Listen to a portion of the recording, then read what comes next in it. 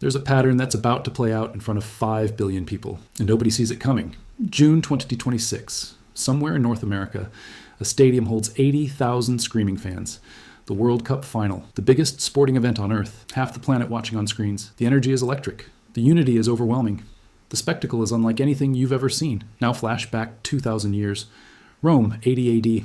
The Colosseum holds 50,000 screaming Romans. Gladiators fight to the death. The energy is electric. The unity is overwhelming. The spectacle is unlike anything the ancient world had ever seen. 2 moments separated by 2 millennia. The same crowd size, the same roar, the same purpose. Keep the people happy, keep them distracted, keep them from noticing what's really happening. The Romans had a phrase for this: panem et circenses, bread and circuses. Give the people food and entertainment, and they'll never revolt. They'll never question. They'll never look behind the curtain. This isn't about hating sport. Spectacle is human. The question is how power uses it when society is under strain. For 2,000 years, this has been the most effective tool of control ever devised. And in 2026, it's coming back on a scale the Romans could never have imagined. Not in one city, not in one empire. Across 3 nations simultaneously, reaching 5 billion people through their screens. This is the story of Rome's oldest trick, how it's been used by every dictatorship and empire since, why the 2026 World Cup is the biggest deployment of this strategy in human history, and what it means that half the world is about to be subjected to it, whether they know it or not. Because once you see the pattern, you can't unsee it, and the pattern is everywhere. Let's start where it began. Ancient Rome, 1st century AD. The Roman Empire controlled 70 million people across 3 continents. That's an enormous population to govern. And the Romans had a problem. How do you keep 70 million people from revolting when most of them are poor, many are enslaved, and the wealth is concentrated in the hands of a tiny elite? The answer wasn't better governance. It wasn't redistribution of wealth. It wasn't democracy or representation. The answer was distraction. The poet Juvenal, writing around 100 AD, identified exactly what was happening. He wrote that the Roman people, who once held real political power, who once voted and participated in their own government, had given it all away. And what did they get in return? 2 things: panem et circenses, bread and circuses, free grain distributed to the poor. That's the bread. And constant, spectacular entertainment in the arenas. That's the circuses. The grain kept people fed enough that they wouldn't starve and riot. The games kept them entertained enough that they wouldn't think about politics or power, or the fact that they'd traded their freedom for comfort. Picture this. The Colosseum, completed in 80 AD under Emperor Titus. The inaugural games lasted 100 days. 100 days of continuous entertainment. Gladiatorial combat, wild animal hunts, mock naval battles where they flooded the arena floor, public executions turned into theatrical spectacles. 50,000 Romans packed the stands every single day for over 3 months. They watched men kill each other. They watched lions tear apart criminals. They screamed and cheered and forgot, for those hours in the arena, that they had no political power, that the emperor ruled by decree, that the Senate was a rubber stamp, that their votes meant nothing. The scale was staggering. During those inaugural games, 9,000 animals were slaughtered for entertainment. Exotic creatures shipped from across the empire, lions from Africa, bears from Germania, elephants from Asia, all killed in elaborate hunts staged for the crowd's amusement. The grain distribution was equally massive. At its peak, over 200,000 Roman citizens received free grain monthly. That's nearly half the city's population getting government handouts. The cost was enormous, draining imperial treasuries, but the emperors paid it gladly, because the alternative, hungry masses demanding political reform, was far more dangerous than the expense. And here's the brilliance of the system. The people knew exactly what was happening. They weren't fools. They understood that the grain and games were substitutes for real power. Juvenal's entire point was that the Roman people had once overthrown kings, had once held real democratic authority, and had consciously traded all of it away for the guarantee of food and entertainment. They chose the circus. They chose comfort over agency. And once that choice was made, reversing it became nearly impossible. And it worked brilliantly. Emperor Nero, ruling from 54 to 68 AD, perfected this system. He staged elaborate games. He distributed free food. He understood that as long as the people were fed and entertained, he could do almost anything. He could murder his mother. He could burn sections of Rome. He could persecute Christians and blame them for fires. None of it mattered, because the Circus Maximus was always packed and the grain was always flowing. Juvenal's lament was simple and devastating. The Roman people had traded their civic duty, their political engagement, their power to shape their own society for the guarantee of full bellies and exciting distractions. And once that trade was made, there was no going back. This is the mechanism. This is Rome's oldest trick. Feed them, entertain them, and they will never revolt. For 2,000 years, every ruler who understood power has used this playbook, because it works every single time. Fast forward to the 20th century, the age of mass media. the age of modern sports, the age when the circus could be broadcast to millions simultaneously. And dictators learned from Rome. Berlin, 1936. Adolf Hitler hosts the Summer Olympics. This is supposed to be about athletic competition, international friendship, the Olympic spirit. Instead, Hitler turns it into the most elaborate propaganda spectacle the world has ever seen. Swastika banners hang from every building. Nazi salutes greet every victory. The entire event is choreographed to project Aryan superiority and Nazi power. Leni Riefenstahl films it all for the propaganda masterpiece Olympia. The world watches. And for 2 weeks, the pageantry is so overwhelming that many observers miss or downplay the persecution already underway in Germany. This is bred and circuses evolved. Not just entertaining your own population, entertaining the entire world to legitimize your regime. Italy, 1934. Benito Mussolini hosts the FIFA World Cup. This is the first World Cup held under fascist rule. And Mussolini sees it as a tool, a way to showcase Italian greatness, a way to unite the nation in patriotic fervor, a way to project power. Italy wins the tournament, but historians have documented what really happened. Referees were pressured.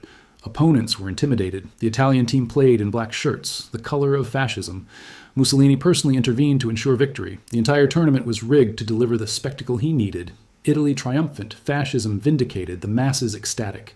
And the masses were ecstatic. Italians celebrated in the streets. The regime's popularity soared. For a moment, the economic struggles, the political repression, the looming threat of war, all of it faded into the background because Italy had won the World Cup. The pattern was accelerating. Sports weren't just entertainment anymore. They were weapons. Tools of control deployed on a national and international scale. Brazil, 1970. A military dictatorship rules the country. They've seized power in a coup. They torture dissidents. They censor the press. They crush opposition. But the Brazilian national team wins the World Cup in Mexico. And the generals in Brasilia celebrate like they've won a war. They plaster the victory across every newspaper. They use the team's success in propaganda films. They tie the dictatorship's legitimacy to football glory. The message is clear. Brazil is great because we are great. Don't ask questions. Just celebrate. The regime went further. They co-opted the team entirely. They changed the national team's jersey to feature Brazil in green and yellow, the colors of the flag, making patriotism and football support indistinguishable. They created propaganda posters showing the military junta standing with the victorious players.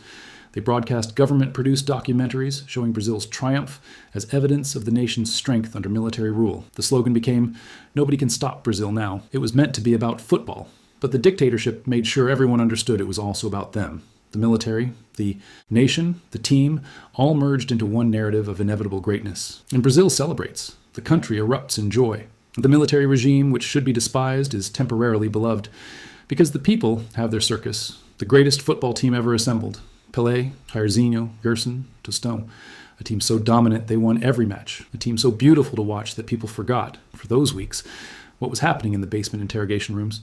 The generals understood something critical. You don't need to make people love you directly. You just need to give them something they already love and then position yourself as the provider of that joy. The Brazilian people loved football. The dictatorship gave them the World Cup. And for a while, that association was enough to make the regime tolerable, even popular. But the most extreme example, the moment when bread and circuses showed its darkest application, came 8 years later. Argentina, 1978. This is the key moment, the moment when the spectacle and the horror existed side by side. The moment when you could hear the cheers and the screams simultaneously if you knew where to listen. In March 1976, a military junta seized power in Argentina. Within months, they'd launched the dirty war. Thousands of people disappeared, kidnapped, tortured, murdered, dropped from planes into the ocean. The regime targeted anyone they considered subversive. Students, union organizers, journalists, intellectuals, anyone who questioned their authority. By 1978, the disappearances were systematic. The torture centers operated openly, hidden in plain sight. One of the largest was ESMA, the Navy Mechanics School in Buenos Aires. Hundreds of prisoners held in the basement, electrocuted, beaten, raped, kept in tiny cells listening to the sounds of the city above them. And in June 1978, Argentina hosted the FIFA World Cup. The junta spent $700 million on the tournament, new stadiums, infrastructure, television broadcasts. They wanted the world to see Argentina as modern, successful, stable. They wanted legitimacy. They wanted the global community to look at the football and ignore the blood. The Estadio Monumental in Buenos Aires held 76,000 fans for the final. Argentina versus Netherlands, June 25th, 1978. The stadium was packed. The energy was overwhelming. Ticker tape rained down from the stands. The noise was deafening. Argentina won 3-1 in extra time. The country exploded in celebration. Millions in the streets, flags waving, horns blaring.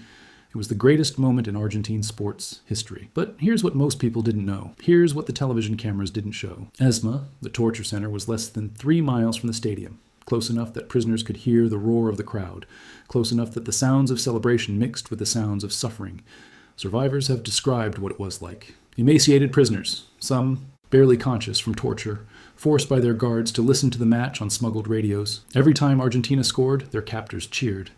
Every time Argentina scored, the prisoners knew the regime was strengthening its grip. One survivor later said, "If they won, we lost." Think about that. While 76,000 people celebrated in the stadium, while millions danced in the streets, while the world watched and applauded, political prisoners 3 miles away sat in cells knowing that every goal, every victory, every moment of national joy made their situation more hopeless. Because the junta's plan was working. The World Cup was giving them exactly what they wanted: legitimacy, pride, distraction, unity. The Argentine people weren't thinking about the disappeared. They were thinking about football. They weren't questioning the regime. They were celebrating the regime's tournament. The circus had done its job perfectly, and the junta knew it. After the victory, General Jorge Rafael Videla, the dictator who ordered the disappearances, said the World Cup was a political victory for Argentina, not a sporting victory, a political one. He understood what the Romans understood 2,000 years earlier. Give the people their circus, and they will give you their compliance. The prisoners at ESMA understood it too. They understood that the roar of the crowd celebrating Argentina's goals was the sound of their own erasure, the sound of a nation choosing spectacle over justice, the sound of bread and circuses working exactly as designed. This is the human cost. This is what happens when the trick succeeds. Real suffering hidden behind manufactured joy. Real victims silenced by collective celebration. And the world watched and cheered and moved on. Because the circus was spectacular, and spectacle is what matters. But here's where the pattern shows a crack. Because bread in circuses doesn't always work. Sometimes the spectacle backfires. Sometimes the people on stage refuse to play their role. Qatar, November 2022. The World Cup opens in the most controversial location in the tournament's history. A tiny nation that's never qualified for the World Cup before. A nation accused of human rights abuses, migrant worker deaths, corruption in securing the bid. The opening ceremony is lavish. Hundreds of millions of dollars spent on spectacle. Morgan Freeman narrates. The world watches. And FIFA's president declares it the greatest World Cup ever before a ball is even kicked. But then, something unexpected happens. Iran versus England. November 21st, 2022. The Iranian national team walks onto the field. The national anthem plays. And the players stand in silence. 11 men on the world's biggest sporting stage refusing to sing. This wasn't about football.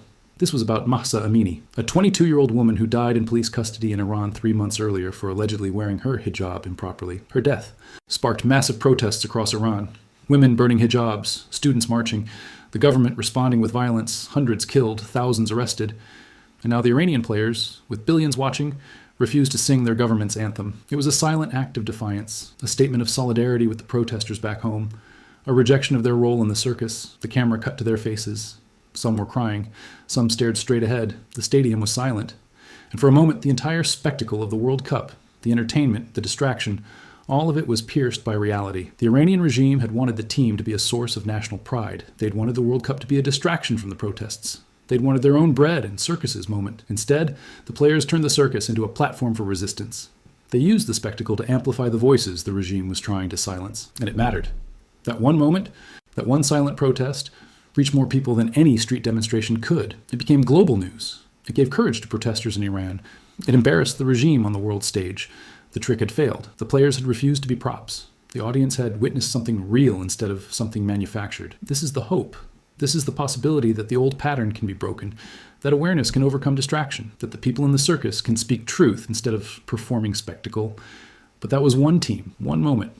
And the circus rolls on, which brings us to 2026. The biggest circus in history. The 2026 FIFA World Cup will be unlike anything that's come before. Not 32 teams, 48, not 64 matches, 104, not one host nation. 3, United States, Mexico, and Canada. The tournament will last 39 days. It will be played in 16 cities across 3 countries. The stadiums will hold over 1 million total fans across all matches. The global television audience is projected to reach 5 billion people, half the planet. The logistics alone are staggering. Teams will travel thousands of miles between matches. The furthest distance between stadiums is over 2,000 miles from Vancouver to Miami. Players will cross time zones, climate zones, entire regions of a continent. The carbon footprint will be enormous. The infrastructure requirements massive. And the money. FIFA projects revenue of $11 billion from this tournament.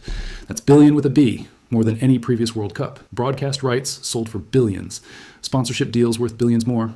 Ticket sales, merchandise, hospitality packages, all generating revenue on a scale that makes 2022 Qatar look modest by comparison. This is bread and circuses on a scale the Romans never imagined.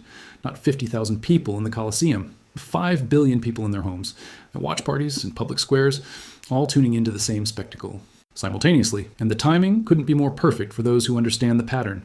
The United States is politically fractured, red states and blue states barely speaking to each other, trust in institutions at all-time lows, social cohesion breaking down, economic anxiety growing, immigration debates raging, a presidential election looming in the months before the tournament. Mexico faces cartel violence that kills tens of thousands annually, corruption scandals that reach the highest levels of government, economic challenges that drive mass migration northward, and social unrest in multiple regions over inequality and governance failures. Canada isn't immune either. Housing crises in major cities making home ownership impossible for entire generations. Healthcare strains with waiting times at crisis levels, regional tensions between provinces, economic uncertainty about the future. 3 nations hosting the tournament, 3 nations with their own internal pressures. 3 nations that could all benefit from a massive distraction that generates national pride and temporary unity. Enter the World Cup. The head of the World Players Union, Maheda Malango, explicitly made the connection in 2024. He accused FIFA of using Emperor Nero bread and circuses tactics by expanding the tournament to 48 teams and 104 matches. His point? FIFA is prioritizing spectacle and profit over player welfare, using ancient Roman strategies to keep everyone distracted and entertained while serious problems go unaddressed. He wasn't being metaphorical, he was pointing directly at the pattern. The same pattern that's been used for 2,000 years. Feed them spectacle, overwhelm them with entertainment, and they won't focus on the real issues. And FIFA knows exactly what they're doing. They've seen how it works. They've seen how a successful World Cup can change a country's mood, boost a government's popularity, unite a divided population, at least temporarily. In Mexico, analysts are already predicting that the 2026 World Cup will act as a social pressure valve. That phrase is telling. A pressure valve releases tension before it builds to dangerous levels. The idea is that Mexican citizens, frustrated by violence and corruption, will channel their emotions into football celebration instead of protest or unrest. The tournament becomes a release, a catharsis, a way to let people feel something positive in the midst of ongoing problems. And while they're celebrating Mexico's matches, while they're caught up in the spectacle, they're not organizing, they're not demanding accountability, they're not pressuring the government for change. They're doing exactly what the Romans did in the Colosseum, trading their political power for entertainment. And the United States isn't immune to this dynamic. A summer of World Cup soccer could be exactly what divided Americans need. Not to solve their differences, but to forget them temporarily. To unite around something simple and emotional, supporting the national team. For a few weeks, red and blue America might wear the same jersey, cheer for the same goals, feel the same pride. The divisions would still be there underneath, but the spectacle would paper over them. The circus would do its job. This is the climax. This is the moment when Rome's oldest trick gets deployed on the biggest stage in history. 5 billion people, 3 host nations, 39 days of continuous spectacle. Will it work? History says yes. The pattern says yes. Every time bread and circuses has been deployed at scale, it's worked. The Romans kept their empire stable for centuries using this tactic. Hitler got his propaganda victory in 1936. Mussolini got his in 1934. The Argentine junta got theirs in 1978. Even as they tortured prisoners within earshot of the celebration. The trick works because people want it to work. People want to feel joy. They want to feel unity. They want to feel pride. And a World Cup delivers all of that in concentrated form. It's pure emotion, pure spectacle, pure distraction. But there's a counterpoint. There's a growing awareness. There's a term that didn't exist a decade ago but is now common vocabulary: sports washing. Sports washing is when nations or entities use sports to launder their image, to distract from human rights abuses, corruption, or controversial policies by hosting glamorous sporting events. It's bread and circuses rebranded for the modern era. And people are starting to recognize it. The 2022 Qatar World Cup faced unprecedented scrutiny about migrant worker conditions. The 2014 Brazil World Cup saw massive protest with graffiti reading, "We want FIFA standard hospitals and schools." The 2018 Russia World Cup was criticized as a propaganda exercise for Putin's regime. The Iranian team's silent protest showed that even participants in the spectacle can break the script. Social media allows instant global communication, making it harder to hide abuses behind pageantry. Investigative journalists expose the corruption and costs that host nations try to bury. The old trick still works, but it's harder to pull off cleanly now. The awareness is spreading. The questions are getting louder, the facade is thinner. So when the 2026 World Cup begins, when the stadiums fill and the global audience tunes in, when the spectacle reaches its peak, there will be two narratives competing. One narrative: celebration, unity, pride, the joy of sport, the magic of the World Cup, nations coming together, differences forgotten in shared experience. This is the narrative the organizers want. This is the circus working as designed. The other narrative: exploitation, distraction, corruption, the cost hidden behind the spectacle, the problems unaddressed while billions watch soccer, the pattern repeating once again. This is the narrative of awareness. This is the recognition that Rome's trick is being used on us. Which narrative wins will determine whether the pattern continues or breaks. Let me show you what's at stake by looking back at what happened after the circuses ended. Argentina, 1978. The junta got their political victory. The World Cup was a triumph. The people celebrated, and the regime felt emboldened. The disappearances continued. The torture continued. The dirty war raged for another 5 years, but eventually reality caught up. In 1982, Argentina invaded the Falkland Islands, partly to recreate the nationalistic fervor of the World Cup. They lost badly. The defeat shattered the regime's legitimacy. In 1983, democracy was restored. In the following decades, many junta leaders were prosecuted. Some victims got justice. But here's what's haunting. The 1978 World Cup victory is still celebrated in Argentina. The players are heroes. The matches are replayed on television. Younger generations who don't remember the dirty war see only the football glory, not the blood it was meant to distract from. The circus worked so well that its effects outlasted the regime that staged it. The spectacle became part of national identity, divorced from its dark context. Brazil, 1970. The military dictatorship celebrated the World Cup victory as vindication of their rule.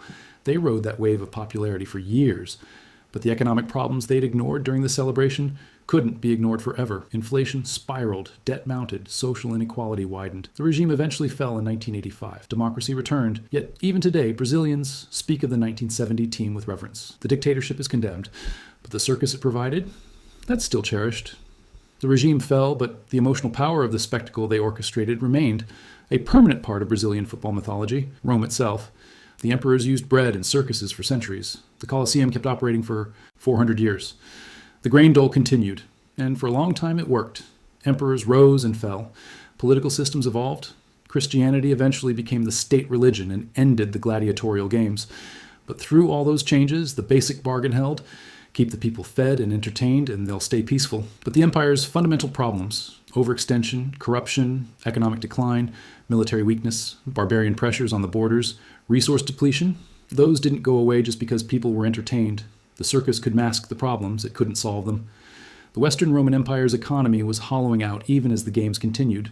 Tax revenues fell, the military struggled to recruit, the frontiers became indefensible, infrastructure crumbled, and through it all, the Colosseum still hosted spectacles right up until the empire could no longer afford to maintain it. And eventually, inevitably, Rome fell. The Western Roman Empire collapsed in 476 AD. The circus couldn't save it. The bread ran out. The spectacles ended, and the empire that had seemed eternal for centuries simply ceased to exist. This is the pattern's endpoint. Bread and circuses works temporarily. It buys time. It delays consequences. It provides distraction. But it's not a solution. It's a postponement. And the problems it masks don't disappear. They accumulate. They worsen. They eventually overwhelm even the most spectacular distractions. The trick can work for decades, even centuries, but it never works forever, because reality doesn't care about spectacle. Math doesn't care about entertainment. And eventually, the postponed reckoning arrives. So when we look at World Cup 2026, when we see the biggest circus in history about to unfold, we need to ask, what is being postponed? What problems are being masked? What accountability is being delayed? In the United States, political dysfunction, social fragmentation, economic inequality, climate inaction, all of it put on pause for a summer of soccer. In Mexico, cartel violence, corruption, infrastructure deficits, all forgotten during weeks of celebration. In Canada, housing crises, healthcare strains, regional tensions all set aside while the matches play out. The circus will deliver its temporary benefits. Unity, pride, joy, those are real. The people celebrating will genuinely feel them, just like Romans genuinely enjoyed the gladiatorial games, just like Argentines genuinely celebrated their 1978 victory. But temporary unity isn't lasting peace. Temporary pride isn't structural improvement. Temporary joy isn't sustainable happiness. And when the final whistle blows on July 19th, 2026, when the confetti settles and the stadium's empty and the 5 billion viewers turn off their screens, reality will still be there, unchanged, unaddressed, waiting. Unless something shifts, unless enough people recognize the pattern, unless the awareness that's been building So the skepticism about sports washing, the willingness to question the spectacle unless that reaches critical mass. Because here's what the Iranian players showed us in 2022. The circus can be hijacked. The spectacle can become a platform. The distraction can become a megaphone. If enough people, players, journalists, fans, activists use the World Cup's global stage not just for entertainment but for truth-telling, the pattern breaks. If the issues that are supposed to be masked get amplified instead, the trick fails. This is the choice point. This is the resolution that hasn't been determined yet. Will 2026 be bread and circuses successfully deployed on the biggest scale in history? Or will it be the moment when global awareness finally overcomes ancient manipulation? The answer depends on whether we see it, whether we recognize Rome's oldest trick while it's happening, whether we can enjoy the spectacle and question it simultaneously. Juvenal's warning still echoes across 2,000 years. The Roman people traded their civic engagement for entertainment, and once they made that trade, they lost their power to shape their own society. We're facing the same trade in 2026. 5 billion people offered the greatest spectacle in sports history. The question is whether we take the deal without looking at the fine print, whether we accept the distraction without asking what we're being distracted from. The Romans didn't see the trap until they were already in it. We have the advantage of history. We can see the pattern. We can recognize the play. The 2026 World Cup will be spectacular. The matches will be thrilling. The atmosphere will be electric. The unity will feel real. And all of that can be true while also being true that we're experiencing a 2,000-year-old manipulation tactic deployed at unprecedented scale. Both things can exist simultaneously. The joy and the awareness, the celebration and the skepticism, the circus and the consciousness that we're in a circus. This is the path forward. Not rejecting the spectacle entirely, not becoming cynical and refusing to enjoy sports, but engaging with eyes open, celebrating while questioning, cheering while staying aware. Juvenal saw what happened when people gave away their power for entertainment. We don't have to repeat that mistake. We can enjoy the circus without being controlled by it. We can demand both bread and circuses and accountability. June 2026, the World Cup kicks off. 5 billion people tune in. The biggest circus in history begins. Will you just watch, or will you see? Because Rome's oldest trick is back. It's bigger than ever, it's more sophisticated than ever, and it's counting on you not to notice. The pattern has played out for 2,000 years, 3 times at the World Cup alone. Argentina, 1978, the spectacle succeeded, the regime bought time. Iran, 2022, the spectacle cracked, the truth broke through. 2026 will be one or the other. The largest successful deployment of bread and circuses in human history, or the moment when 5 billion people recognized the trick and demanded more than distraction. The stadiums will fill. The crowds will roar. The goals will be scored. The spectacle will be undeniable. And somewhere in that noise, in that celebration, in that global moment of unity and joy, the question will hang in the air. Are we spectators in a circus? Or are we citizens who can see the circus for what it is? Rome's oldest trick is back. And the only way to beat it is to see it, to name it, to enjoy the game while remembering that power loves nothing more than a distracted population. So watch the World Cup. Cheer for your team. Feel the excitement. But keep one eye open. Because the trick only works if we let it, and we don't have to let it anymore. The pattern is 2,000 years old, but our awareness can break it if we choose to see, if we choose to question, if we choose to demand more than bread and circuses. The whistle will blow, the circus will begin, and you'll decide whether Rome's oldest trick works one more time, or whether this is the moment it finally fails.